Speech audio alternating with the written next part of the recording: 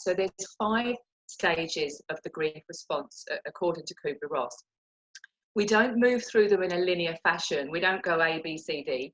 We can move through particular stages and stay in a stage, could get quite fixated in a stage. We can skip a stage, and then we can finally, hopefully, we want to work to the final stage where there's some integration and acceptance. But the grief response is, the acronym is DABDA. So denial is a stage of the grief response. So denying that this is a problem.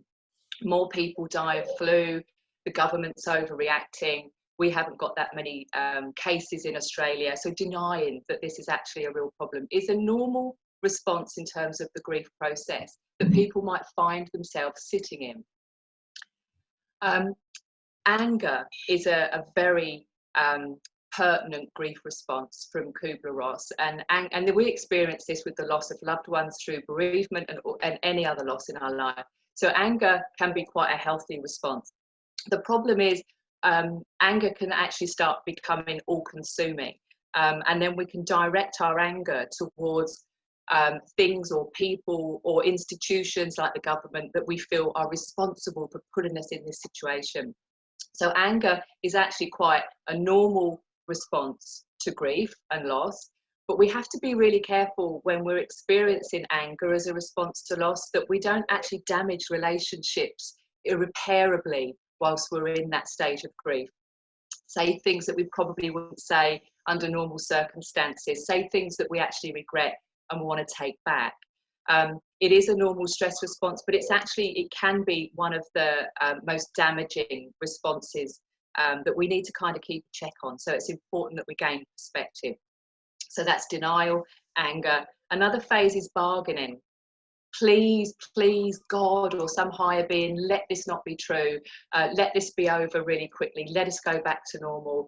If I just keep my distance from people and wash my hands, I'm going to be okay. If I just make sure that I use hand sanitizer when I put my hand on a trolley, I'm going to be okay. Bargaining is a stage of grief response. And the thing with bargaining is that we actually try and talk ourselves into justifying the things that we do that might actually conflict with the things that we're being recommended to do. So that's bargaining.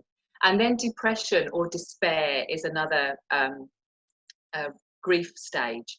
So that persistent, consistent sadness, which is perfectly understandable, but the despair might be around, this is never going to get better. How can this happen? I'm never going to be the same again. Life's never going to be the same again. Having those kind of thoughts and those kinds of expressions. Again, the grief response. And then finally, the final stage that we would be working towards when we process grief is acceptance. It doesn't mean that we accept the loss and never think about it again. It's more of an integration, integrating the changes, integrating the losses into a new way of life. And when it comes to COVID-19, that acceptance and integration is likely to be temporary. This is not going to last forever. It's likely to be temporary. But it's still important when we look at the grief response that we allow ourselves to move through the stages with awareness. And I think that's quite an important message, that we need to pay attention to the things that we're thinking about, the way that we're behaving and the way that we're feeling, and try and make some kind of distinction between, is this impacting on my life? Is this impacting on my relationships? Is this something that I might need to get some kind of support for?